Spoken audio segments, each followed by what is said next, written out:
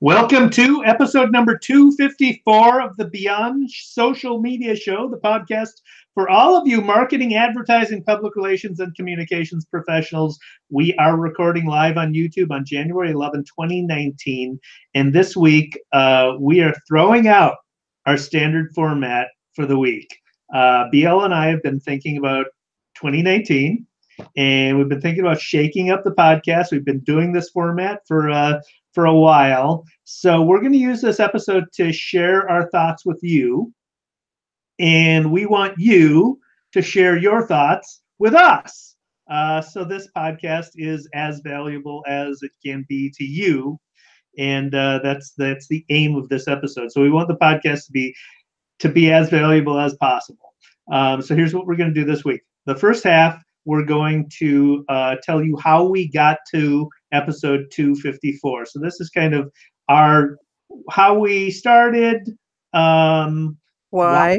why we started, why we published the podcast, the platforms we used, the channels we built, how we promoted the show, some numbers to show you how we've grown, and what has worked and what has failed, and sort of kind of the marketing of the podcast and the starting of the creation of the podcast and all the things we went through. So if you're a podcaster, maybe this will be valuable to us, but it's giving you kind of the backstory of the Beyond Social Media Show. In the second half, we're going to go through some ideas of how we might change up the podcast. Some of our ideas, some new ideas for building audiences, ideas for new segments, ideas for new episodes. And we want you, please, to contact us and let us know what you think about the ideas. If you have ideas you'd like, things that you want to learn about or talk about or have us discuss, we want to know it. And you So have a link to a form, right? I actually don't. Oh, I thought you did. No, sorry Yeah, about that. no, I was planning on having a feedback form, but I'll best laid plans. So we will throughout the show tell you how to get a hold of us. Let's start now. We're on Twitter at BS Media Show. So you can tweet at us, use a hashtag BS Media with your comments. So you can comment there, and we will respond. You can email us. I'm David at BS Media Show. BL is BL at BS Media Show and .com. And we're on LinkedIn, so you can find us on LinkedIn. We have a LinkedIn channel there. We're on Facebook. You can find us on Facebook. Just search for Beyond Social Media Show on either of those channels. So whatever is your preferred platform, you can contact us there. So how we got here. So BL, why don't you say how your version of how we came together, and I'll say my version. We'll go from there. Well, one of the things that was happening to me 5 years ago was that I was not posting enough on my own blog, which I'm still not doing. But I wanted to be forced to keep up whether or not I was posting. And I had just become friends with our initial partner, Albert Marucci, who suggested that in order to force ourselves to keep up with the news, that we start a podcast, and introduced me to David, who, by the way, we've never met in person, but we are still friends for, 5 years now. Right? And so when we started, it was the three of us, and it was all very, very new and different for me because I had not done anything like this before. And I found that it was between the three of us, it became quite a wonderful learning experience, and it was also just so much fun. So we initially started on Blog Post Radio. What was it called? Blog Talk. Blog Talk Blog Radio. Talk Radio, yeah. Yeah, and then I started learning about YouTube Hangouts, and I took actually classes with Ronnie Binzer to learn how to use Hangouts and to set them up and understand how they worked and how to live stream and all of that. And so I said, we should really be doing this in a video, and so we started to do that. And deciding on the format, we Well, initially wait for that. Let me Okay. give you my take, and we'll get into the format in a little bit. Okay. So I knew Albert from his podcast. He started a podcast called The Marketing Edge, and I had listened to it religiously, like way back in the day. He was like one of the earliest podcasters in Minnesota here, anyway. I did not know that. And it was a fantastic podcast. And I thought he was in New York. I did, but then he ended up at my agency. He just like, I was in a meeting with him. And I'm like, wow, I didn't know you were local. And, That's funny. And so we became fast friends since then. And so he suggested we get together and do a podcast. And I had done a podcast at the agency. I'd done radio before, so I was kind of familiar with the format in a way, and done interviewing and stuff. So we pulled together and did the Blog Talk Radio thing, and then moved on to Google or YouTube or Google Hangouts, and but we started by concepting the show. So we deciding on the format, and I don't know if I think the initial format were the only ideas. Did we throw out any ideas? I think we talked about it a little bit, but I just wanted to add that, like, I have done no less than 1,000 radio interviews, because back in the early 90s, Right. I had a business called Rent-A-Fetch, and I used to do 10, 15, 20 of them a day. And so I was very comfortable in front of a camera and in front of a microphone. And so for me, this was like, oh, an audience. I like this. Yeah.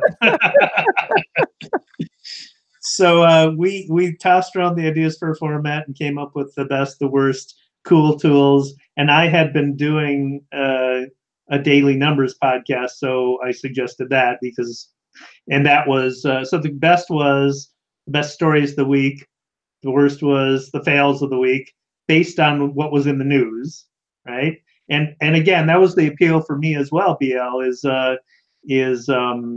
just staying on top of what's going on. And initially we had a WTF, which I think we should bring back. Oh, that's right. Yeah. The WTF. That's a good segment. Yeah. And Cool Tools was, did we ever call it Cool Tools? We called it Shiny New Object from the start. Yeah. And then the daily numbers was statistics regarding marketing. Albert dropped out after a while. And I think part of it was he wanted to do more long-form, in-depth discussions, and we didn't. And it wasn't like an argument or anything. I think he just sort of, well, this isn't my thing. So but you don't know how I met Albert. We used to fight about politics on Twitter. And then one day he sent me, I forget if it was a poem or a song, but something very sweet. And then not long after that, he came to New York for a visit, and we had dinner, and we just fell in love with each other. What a wonderful guy he is. Yeah.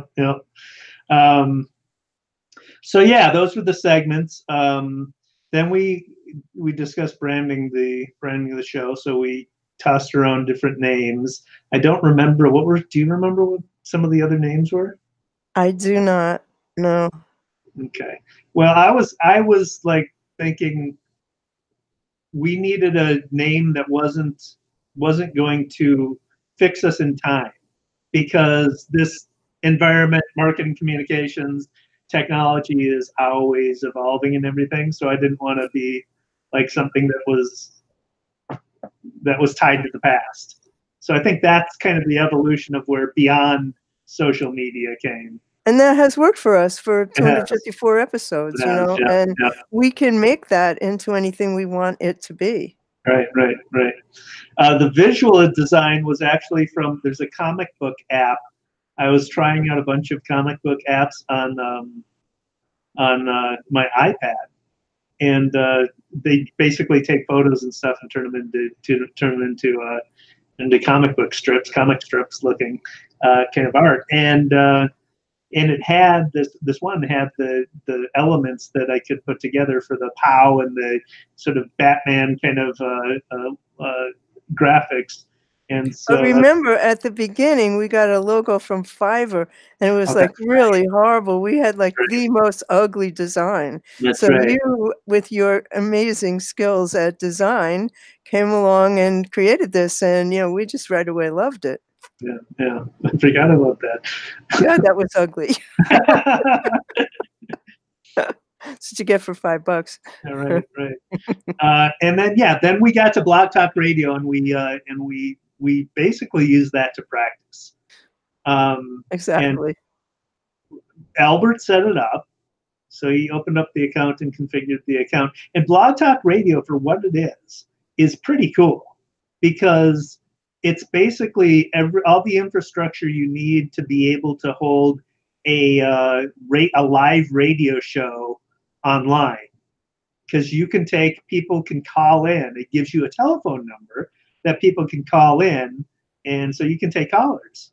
And it's pretty slick, but kind of clunky and kind of amateurish as well. Well, when we started doing the Google Hangouts, you could still have live interaction in the questions, and we also had a Twitter. What is it called? We had a Twitter something or another, and that you could comment on Twitter as well, and it would come right into the Hangout. But Google Right. took all those nice toys away. Yeah, yeah.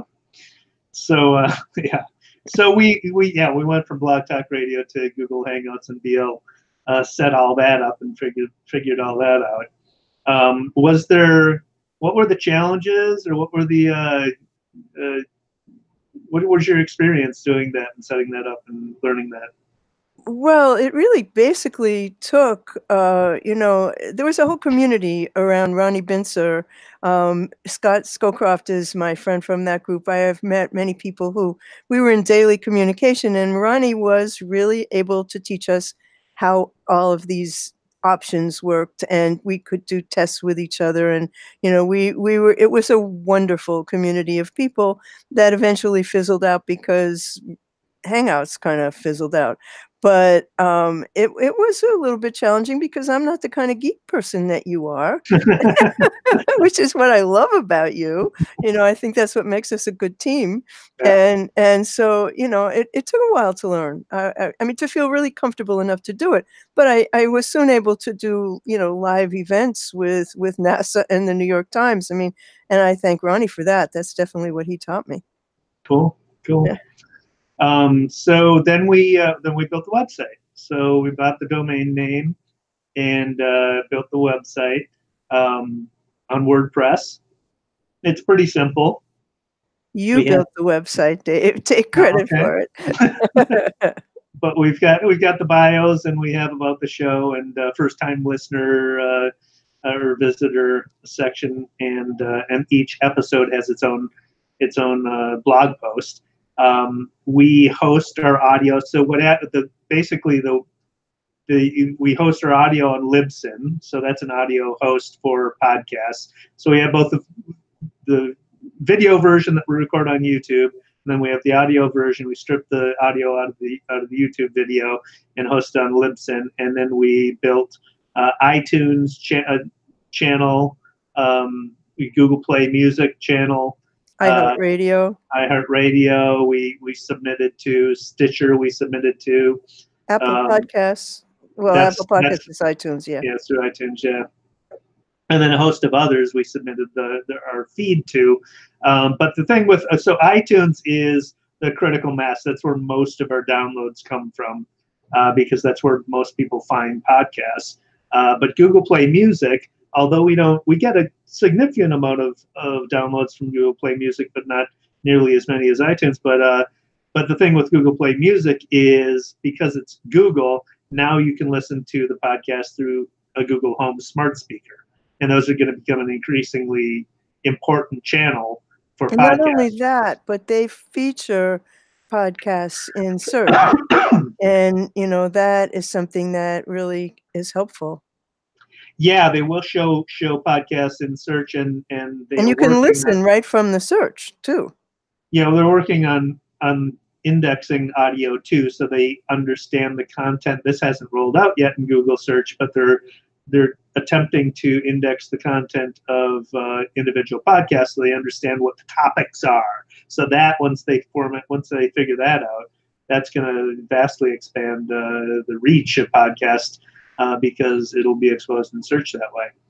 And then producing the show. So we have a system that we've kind of hacked together that works pretty well. We use Google Docs, and every episode we have a episode show notes doc that we each contribute to. So we have should I pull one up? No, hold on, one up. Yeah, we both do this on a daily basis. We're in there several times a day, and then as the week goes on, we tend to call what we're actually going to feature as opposed to what we saw, earlier in the week. And sometimes we fight about who gets to tell which story, but that's rare. Usually. Yeah, we sometimes include both include the same story, so we'll yeah, you stole my story. But by the way, I never say that. but the Google Docs is really convenient for collaborating on what we're going to talk about.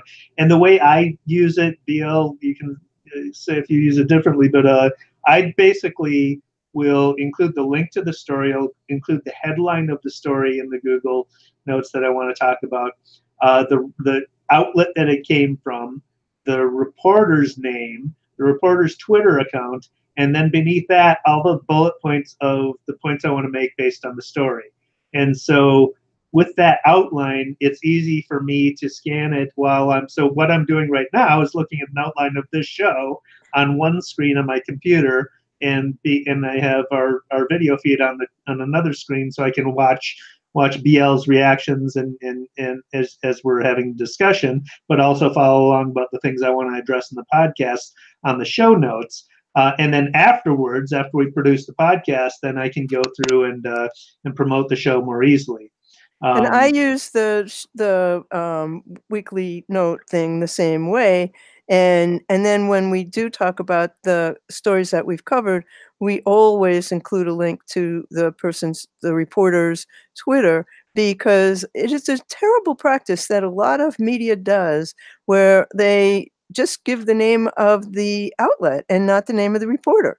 And, we just really, two reasons for that. One is we want them to know that we're writing about them, so maybe they'll take a look at us. But, we want people to get credit for their good work. And so we would like to see this become something that everybody does.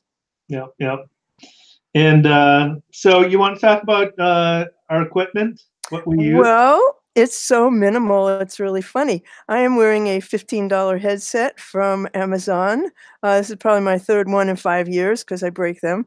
But I am using basically construction lights with daylight bulbs in them. I have 3 of them. I have 2 above me. I have 1 beside me. And I also have a lamp that is from IKEA. And it just makes a really lovely kind of soft light. And I had this wonderful ring light that I got from Amazon last week that was making me look like a movie star. The goddamn thing broke the second time I used it. But that's it. That's my equipment. I have this backdrop. Dave has a backdrop, and that I think has made a difference. When we started, we had our bookcases and our stuff, our living rooms behind us. We don't do that now. I think that does make a difference. And that's it for equipment, seriously. What kind of video camera you use? Oh, right. What is my video camera? It's a Logitech C930. And this particular one was a gift to me from Scott Scowcroft. And it is an extraordinary camera. It's about $200. And it allows me, I can show you what it allows me to do. It's really kind of interesting. For example, I can make myself smaller. I can make myself bigger. I can make myself brighter. You can deal with the color intensity. All sorts of adjustments that are so much better than what you will find on your camera, on your computer, no matter what you have. Yeah, so I have a Logitech C something, I think you have a 920. 920, yeah. Yeah. It's just a high def webcam, and I can do some zooming and panning, and but I can't. It's pretty much that. I have a blue Yeti microphone. Here, I'm going to take my camera and show you my stuff. So I have a blue Yeti microphone. Can you see that? Yeah, there we go. With this is not working out as well as I thought it would. It's a little blurry. Yeah, and I have lights. You can't see those. Now I'm just making people busy. Yeah, well, you saw you like this now. Yeah, we got a little busy here, Dave.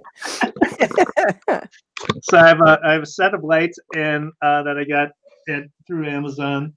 And you have umbrella lights, right? Umbrella lights, yeah, and diffuser lights. So it gives it a softer lighting. I have a hold on a sec.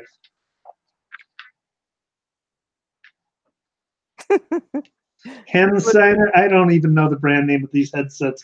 This headset, but it's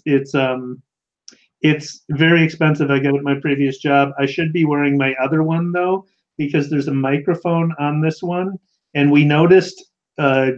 Remember that, Dave? We were hearing this noise. Like, what is that? We kept hearing this like banging sound. Not banging. It was like paper shuffling. Yeah, like what is like that? Paper shuffling, and we couldn't figure it out. It was your microphone hitting your chest. Things, but it was there's a microphone attached to the cord that was brushing against my clothes and making a rustling sound. And then so I should be wearing my other headset because that doesn't have have one. But we've also had issues with Google itself. You know, there have been sound issues. There have been, I mean, YouTube has some issues from time to time that we cannot control because this is an important thing to mention. We are both hardwired to the internet. We are not using Wi-Fi, and you are not going to get good quality sound or image unless you are hardwired. And even so, from time to time, there are issues with YouTube. Yeah. There are less issues I find with Zoom, to be honest with you. Okay. And then the backdrop. And the reason that I got the backdrop, the green screen, is so that when we talk about a segment that I want to cut out and use as just a segment of video, I can do a green screen and edit it and have something else in behind me if I want. So if I'm like talking about something that needs illustration, needs a demonstration, I can have that in the background while I'm being a talking head for a segment video. So that's my rationale for why I have the green screen. Sadly, that's not available for Mac, unfortunately, and it ought to be. Well, it's not. The green screen effect. The software. I use that. I use Camtasia for that. Oh, do you? Yep. You'll have to teach me how. Yeah, it doesn't do a great job, or maybe I'm just not as good at it because there's kind of a green halo around my head. So there you go. Makes you look more angelic, which is fine. I look like I dyed my hair. And then as you said, we're using YouTube Live. And nobody watches us. Nobody watches us live. Right. So we do it live, and we have maybe one or two viewers when we're doing it live. The reason is we never do it at the same date and time every week. Although we're going to try to. We try to, but it doesn't always work. One of us wants to go somewhere, or one of us wants to do something. And a happy hour. Yeah, I mean, but you know what? Like, the reason for this is so that you and I see each other. It's exactly. To do this on the phone or without seeing each other would take 10 dimensions away from it. Right, but there's also, I mean, it's not. It records it. YouTube Live is great because it records it directly to your YouTube channel. Then we have our video. We have both video and we extract the audio, as I mentioned before. So two pieces of content that we can measure, we can market. After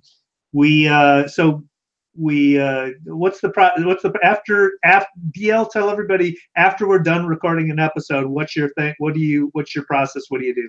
Okay, after we record the episode, I go back to YouTube and I add information tags that relate to other videos that other shows that we've done.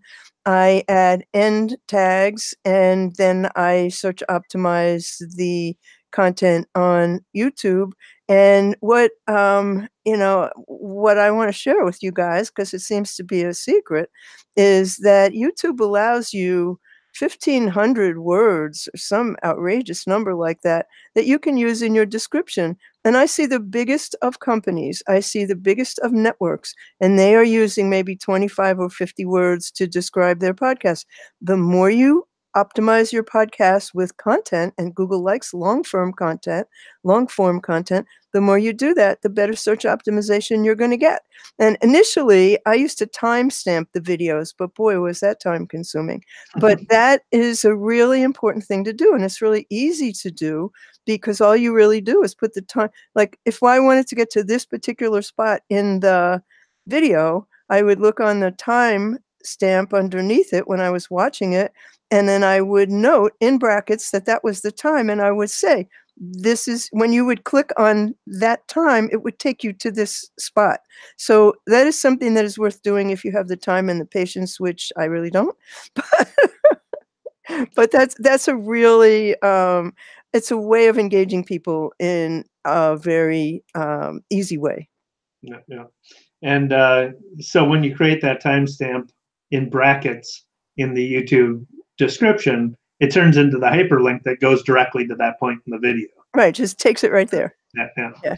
Yeah. So then we have a blog post for each episode, and we each go in and add our content that we talked about that week. So I usually let BL to go in first because she has He's to get so to nice bed to early. me. So BL, how do we do that? How do you do that? I mean, what's your Well, now that we have the new format in WordPress, it's actually gotten quite a bit easier, if you ask me, because it's all pretty clear what you have to do. But it's much harder for me than it is for you because I don't know any coding. The only coding I know is how to make bullet points and numbers. I don't know how to do any other kind of coding, and you do. So that's much. It is harder for me, but we go in there and do that, and we we put like one sentence about what it was about because we obviously want you to listen and look. And Yeah, we include the video or the link to the stories that we're covering. yeah. So we try and find as much with multimedia that is applicable to it. So if we talked about a video in the show, then we'll include that video in the show notes. But the show notes are just that. It's for you as a listener to be able to. Oh, I want to learn more about that story. That you'll have the link to the story. If you want to see that video, you talked about it. Got to see the video. You'll know where to go to watch it. And honestly, I don't know why more podcasts don't do that. Because it's time consuming. Yeah, it's all time consuming, but if you're Yep. going to do it, you might as well do it. Yep. So the other thing we do is create a thumbnail image for each episode, and so we'll go out That's and look. something you do, and you do a fabulous job of it every week. We'll go out and look for an image that's appropriate for one topic that we talked about. Usually, I'll try and find something if we decide on what's the lead story, basically for the podcast. I'll try and find an image around that. And so some of the stuff that I look at for images are Pixabay, which is great for royalty-free, high-quality stock photography. Flickr for Creative Commons. And then if we talk about a movie or something, there's usually a movie poster out there, and that's free promotion, so we just use that. Then we go in and optimize the blog post for SEO. I pull out the audio from the video and edit it. And the way I edit the audio is I use audio. What do I use? Audacity. Audacity. I had a blank there. Audacity. It's free, open source audio editing software. I have Windows, but I think there's a Mac version. I don't think so. I Oh, no? have not been able to get it on the Mac. Okay. But I just basically import the video, and it strips out the audio, and then we have a standard intro for the audio and a standard outro, and I'll just cut it down. I'll cut off the end part where on the video we talk about how you can reach us, because that's already included in our standard outro. And put it together. I'll fade in from the beginning of the podcast and fade out at the end. Save it and export it, and I've got an MP3 file, and then we upload that to Libsyn. And on Libsyn, I add the thumbnail image, add the description for the post for the podcast, and a link to our blog post, our individual episode blog post. And then you'll often hear us talk about through a podcast about referring to, you can get the show notes at beyondsocialmediashow.com/254. And that's just a 301 redirect that we use in WordPress to basically, when you go to that, it'll redirect to the actual blog post. I have a question for you. When you strip out the audio, do you get two channels, one for you and one for me, or are we one? We're one. Okay. You know, this is, if you were to talk to hardcore podcasters, they would be aghast. Yeah, because on Zoom they give you two. Yeah, but I'm not an audio engineer. Yeah, exactly. I mean, neither of us are. But I mean, it's you know, it's good enough. Most people, unless you're a hardcore audiophile or a hardcore podcaster, you're not going to know the difference. So that brings us to how we promote the show. Right. We talked about that. I guess we have pretty much. But Dave does a really thorough job on Twitter, just really posting with a link to the original person who did it. And you know, I redo what he does. He redoes what he retweets what I do, and so we try to help each other, and also promote through other accounts that we each have. Yeah, so we kind of schedule it throughout the week to we have, I don't know how many segments, with maybe three or four stories maybe per segment.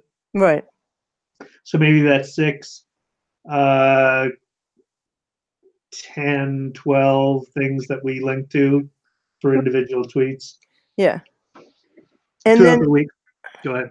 Yeah, and then LinkedIn, you know, we have a LinkedIn page, and add to that.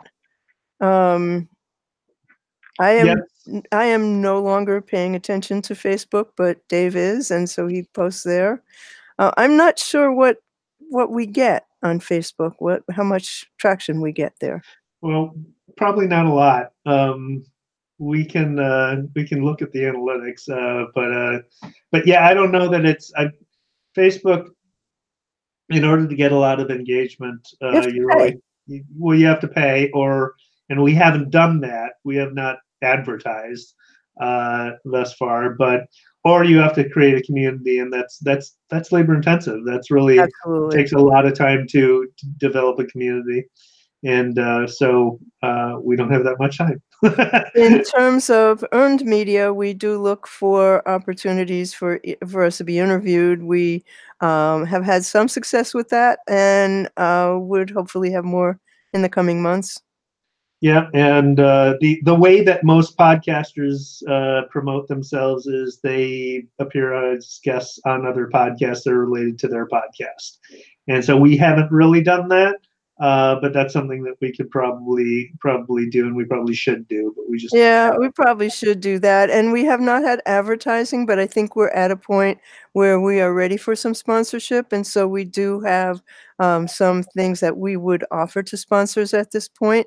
And while our audience is not huge, our audience is pretty devoted, and I think that what we offer to them is not something they find in other places. So I think that's why people stick with us. Yeah. We had our email newsletter. We started it, and we use MailChimp for that. MailChimp's great for email marketing system. We built a template. We tried a lead magnet. So we tried putting together. So we put together a compilation of the best shiny new object things that we covered over the course of a year, and made a beautiful book with it. And we made a great ebook out of it. But it didn't work. It didn't drive any subscriptions. That didn't cause people to subscribe. So, yeah, well, we tried it and it didn't work, so we're gonna have to figure something else out. Right, But but my New Year's resolution is that I will do the newsletter every week from now on, so, we'll be back with that. so look for that. And yeah, so let's talk about our numbers. So we're at episode number 254. At this point, we average about 500 downloads on the audio version per episode. Right after we publish, we get maybe 250, 300, depending upon the topic of the episode. But over time, it's on average about 500 downloads per episode. So that's for the audio. Our website, we don't really get a lot of traffic on the website. I'm going to show you. I wonder why, because the website's got a lot of good stuff on it. It does have a lot of good stuff on it. I think it has to do with how many links that we have. We have too many? Yeah. I'm going to share my screen here.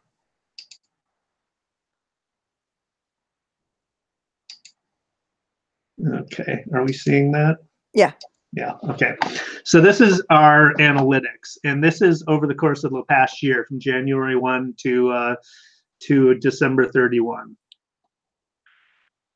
And so we have had 3,200 new users visit the site over that period. That's not a lot. Well, it's not nothing either. It's not nothing either, but it's not a lot. But we do have a significant average session is 1:30. That's pretty good. I think we've got a lot of direct traffic. So 1,300, nearly 1,400 new users. 13. I think people are coming to the site directly for the show notes. So they're probably listening. So 43% of our traffic is coming from direct traffic. What I think that is people are hearing the podcast on audio, and then coming directly to the site for the show notes. Well, I think some of it is Twitter as well. Nope, because that's separate. Oh. And so we get 43% from direct traffic, and I think that's likely the cause of that. Our direct traffic averages 1:14 seconds per session. Which is pretty good, actually. Yep. Our organic search traffic constitutes 36% of our traffic, and that is nearly a minute average session duration. So we could do better there. Our social traffic constitutes 16% of our traffic, and they stay for an average of 2 minutes and 12 seconds. So that, I think, has to do with we're posting individual articles about the topics that we talk about along with the entire episode. And people are interested when they see them that way. Yeah, and they're interested in the individual topics of the articles that we post about, so they want to check it out. Then we have referral traffic. That's practically nothing. It's almost 4%. But that they stay on longest. So our referral traffic stays on 3 minutes and 19 seconds on average. And then Where's that come from? Links from other sites. Huh. And then email, because we haven't been doing email marketing, then that's negligible. But that's where our traffic is coming from. So one thing we can do is boost the organic search and get those people to stay longer, and we've got some ideas for that. But that's our overview of our website traffic. Now, if we look at our YouTube traffic, abysmal. Here's our YouTube analytics. Well, we don't get a lot of live viewers. Yeah, this is what happens. We get them after the fact, and I am not 100% sure why that is. Well, I know why it's not live. I don't know why we don't get them live, because we're not consistent about it. But yeah. But here's this is for the same period last year. 26,000 views. We've got our most popular view was Alexa for seniors, and that was a great one. And that the reason that we have so much we had 24,000 views on that video alone. The reason that one got so many views is because people were searching for that after the Saturday Night Live episode, and we just happened to catch that wave. Right, I did that from the Saturday Night Live episode. Yeah, yeah, yeah. Yeah. So, so there's a YouTube stuff, and then let's go to Twitter. So Twitter is hard to look. I can't look at the way Twitter displays their analytics. I can't look at the whole year. Right. It breaks it out by quarter.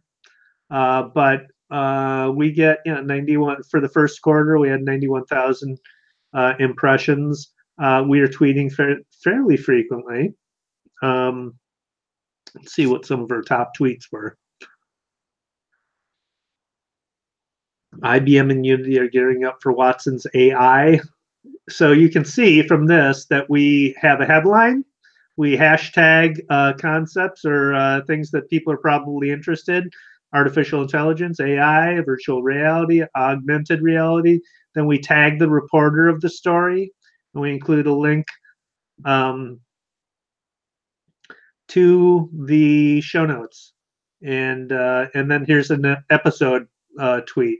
So we say on the Beyond Social Media show, we covered these two topics. We also covered these other topics.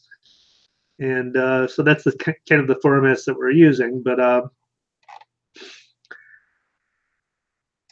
The so key in all this is really consistency, and that's really very important. So let's talk about what we're going to do to change it up. let's do. Okay. So among the things that we discussed was being guests on other podcasts, and I'm up for that. I've actually done a couple of those, and Dave's done a couple of those, and what that got me, I'm not sure, but I think we would have to be more consistent with those appearances. We talked about guest posts on relevant blogs, but I mean, to be honest with you, I am hit up 20 times a day by people who want to guest post on my blog, and it's simply annoying. So I'm not so sure that I want to bother other people for that. Well, there are sites that actually all they do is they're massive sites, and the reason they're massive is other people are writing their posts for them. But it's a way of earning some audience. So things like we could probably do Social Media Examiner. Jeff Bolas, he's got a huge site, and I mean it's a way of garnering audience. Yeah, I'm going to start running for Muckrack because I think that that's a very good way of starting to have more exposure to the media people, which I think is very important.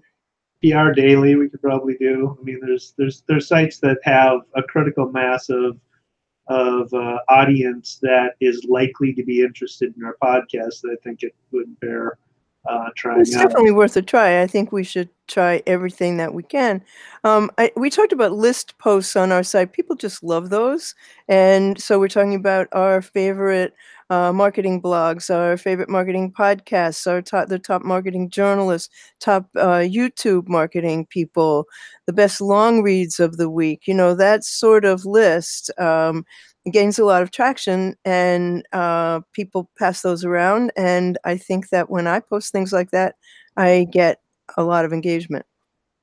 Yeah, and I've found that I've done several list posts of top newsletters of a certain industry that you need to read, and have definitely every time that as those types of posts have been shared on social or promoted in some way, they drive subscriptions. So and not only that, but when people do it for us, I mean, we go back to them and we do it back. This is the reciprocity part of marketing. So we've talked about several different kinds of segments that we're thinking of adding. We're thinking of devoting a show to a mini case study, something that we've done, explaining how it worked, why it didn't work, why it did work. We've talked about, well, we've added politics, but because we know not everybody wants our political views, we put that at the end of the show. So that is a segment that maybe we might do once in a while from the point of view of marketing, not from the point of view of political opinion. And David and I started doing pro tips and, just offering the kind of tips for things that help. I've done some on writing, and he's done some on what have you done, Dave? So BL doesn't pay attention to I my do pay attention to you. I just can't remember. I've been doing LinkedIn pro tips. LinkedIn, right? You've been doing them on LinkedIn, and that's been good, right? Yeah. LinkedIn has a good audience, I think, for what we're doing. Yeah, I've been posting those to a different version of those to my LinkedIn page, and they are increasingly at first I tried it and like I didn't get many views, and like all right, I'm going to continue to do this because it's an experiment. But I posted 2 more, 3 in all, and the third one has far outpaced the other 2. So it seems to be working, and it should, because everybody is saying that that is the algorithm that LinkedIn is favoring, is the video stuff. So I just want to share a little story that happened to me the other day. I came across a young woman who is broadcasting on YouTube, and she's quite brilliant. But she was sitting there in the dark and saying, "I don't know where the camera is," and she had a bad mic. So I messaged her on Twitter and I said, "Hey, I love your content, and if you want, I will jump on a call with you and I will talk to you about lighting because it's really very simple." She writes back and she says, "Really, how does that work for you when you're pitching business?" And I wrote back and I said, a lot of people helped me, and I was offering to help you because I'm a nice person." I mean, she was like, "Are you trying to sell me something?" I was astounded by that. Wow. This community is a community of people who help each other, who engage with each other, and that's what I love about it. So just, don't be scared of people offering to help you. Yeah, so we've talked about maybe focusing a single topic per segment. So rather than having the best and the worst, maybe we have a topic where the whole segment is about that specific topic, or a whole episode that is about that topic.